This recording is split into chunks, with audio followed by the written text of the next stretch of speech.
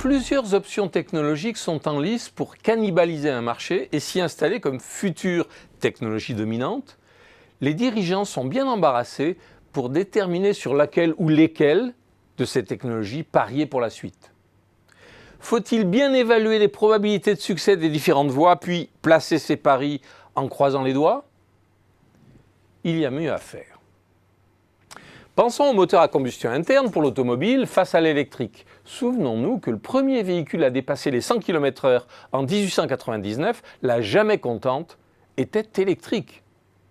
Mais les premières industrialisations se sont faites sur le moteur à explosion, scellant le sort de la technologie de propulsion automobile pour plus d'un siècle.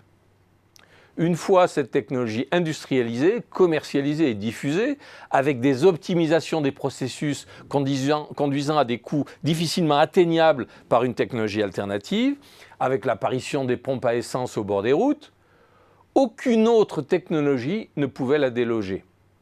On parle de lock-in technologique, c'est-à-dire de verrouillage dont il est difficile de sortir.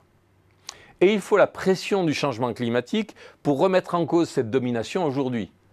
On voit bien les difficultés actuelles de l'électrique pour prendre sa revanche. Il y a eu bifurcation vers 1900, conduisant à plus d'un siècle de domination incontestée du moteur à combustion interne.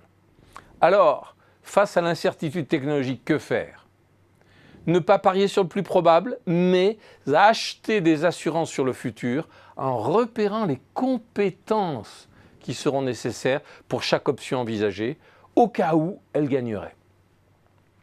Et imaginez conduire des projets de R&D dès maintenant, autour de nos options préférées bien sûr, mais aussi en veillant à choisir des projets de développement ou de veille qui nous permettront de construire en interne, ou via un partenariat fiable, la base de compétences individuelles et collectives suffisante qui pourrait nous permettre de nous redéployer au cas où une bifurcation inattendue nous prendrait à revers.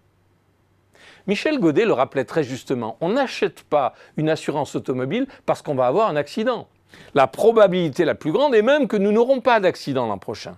Mais au cas où, assurons-nous face à l'incertitude technologique via la compétence.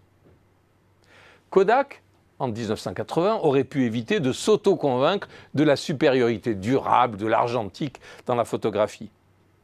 Kodak aurait pu accepter de recruter aussi des ingénieurs en électronique et pas que des chimistes, pour se doter d'une capacité de reconversion au cas où l'image numérique l'emporterait.